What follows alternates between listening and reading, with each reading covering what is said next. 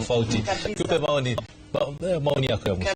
Kabisa. Kwanza kabisa nataka kusema hii proposal ya finance bill ambayo tunaangazia leo, Mheshimiwa Senator amesema it is completely unconstitutional, it is irregular, it is unprocedural, and it is punitive and retrogressive.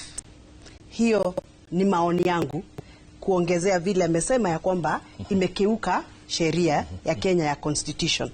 Pia hii finance bill imekataa kutii national policy ya tax. Hii policy ukiisoma, yale ambayo imetangazwa hapa inafaa ifuatwe. Kama tunatengeneza hii sheria ya pesa ya kuokota pesa ya wananchi, imekataa kuingiana. Kwa hivyo hata tukipitisha hii kwa kifua, najua mtata ataenda kotini kuchallenge kwa sababu hii imekataa kuingiana na hii. Sitaki kuongeza sana yale ambayo imekataana, lakini najua akipata nafasi, sababu yeye ndiye huwa anaenda kotini. Yes, hivyo. Lakini mimi kama mama na ni kwa nini kila letwa sisi wa mama tuwakinywa sana? Budget imefanya tumepoteza 40% ya mama ile Women Enterprise Fund. Sasa imeenda.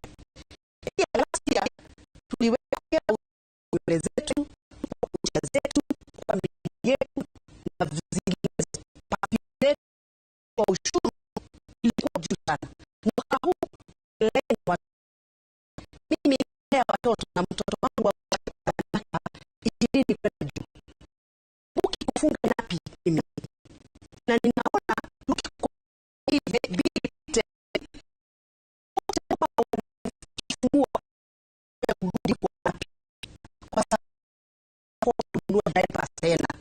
sababu ile pendekezo liko hapa la pesa ya ushuru inayoongezwa kwa diaper. Itabidi sasa diaper tunaenda kanisa ama kwa msikiti, lakini kwa matatu tunafuta vipapa hapa turudi kwa nabi. Pia Kenya pia sababu iko na hiyo export promotion levy, iko na railway development levy kwa diaper, iko na eco tax. Kila kilo ya diaper itatoshwa 150. Wamama wananielewa vizuri nikisema tutarudi kwa napi, kwa sababu diaper ya mtoto kama haijaloa maji inakuwa light, lakini ikiloa maji inaangusha kilo. Kwa hivyo tukisema every diaper ikiangusha kilo moja tulipe 150, na kila saa ninabadilisha mtoto diaper ikiangusha hiyo kilo, it means every hour nikitoa mtoto hiyo diaper inafaa nilipe 150. Ni diapers ngapi tunafunga watoto kila siku? Haiwezekani. This is a punitive proposal. Punitive even to the farmers. Kwa sababu hii bill inasema hivi, ni kama tumekosea serikali. Excise duty, if you read the origin of excise duty, it is actually nicknamed sin tax. Yani tax ambayo inatoshwa kwa wale ambao wamekosea ama hawafai wafanye vile wanafanya. Kwa hivyo ukiongeza excise duty kwa transactions za mobile phone ama kwa banki, nikitoa pesa kutoka hapa na kupeleka pale, ni makosa gani nimefanya?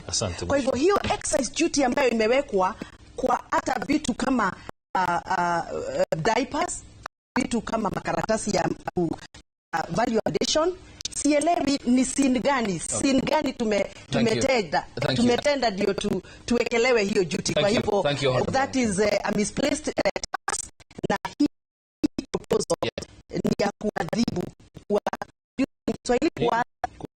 wa Kenya. Hii ni punish wa Kenya na lazima angushwe. Wale ambao wamesema walinunuliwa wasiseme generali ya kwamba walinunuliwa, kwa sababu sisi kama tumechaguliwa na chama ya Kenya Kwanza, tunaelewa the impact impacts and repercussions ya kupitisha mswada. Leo nimejaribu Kiswahili jamani, si unipatie congratulations. Thank you, Honorable Mushemba. She is the lawmaker